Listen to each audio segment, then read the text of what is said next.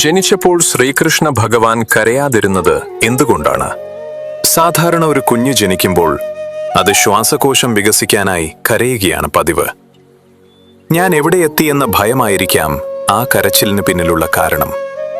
എന്നാൽ ജനിച്ച നിമിഷം തന്നെ കണ്ണൻ ചെയ്തത് തന്റെ മാതാപിതാക്കളെ നോക്കി മനോഹരമായി ഒന്ന് പുഞ്ചിരിക്കുക എന്നതായിരുന്നു.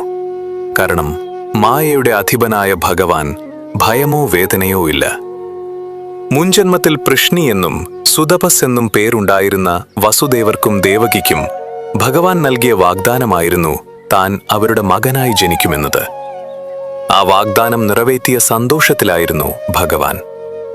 ലോകത്തെ അധർമ്മത്തിൽ നിന്ന് രക്ഷിക്കാൻ വന്ന ഒരു വീരാവതാരം കരഞ്ഞുകൊണ്ടല്ല, പുഞ്ചിരിച്ചുകൊണ്ടാണ് കർമ്മഭൂമിയിലേക്ക് വരേണ്ടതെന്ന് അദ്ദേഹം കരുതി. കേൾക്കുന്നത് പോലും പുണ്യം നൽകുന്ന ശ്രീകൃഷ്ണ ഭഗവാന്റെ കഥകൾ തുടർന്നും ലഭ്യമാകുവാൻ ഈ ചാനൽ സബ്സ്ക്രൈബ് ചെയ്യൂ.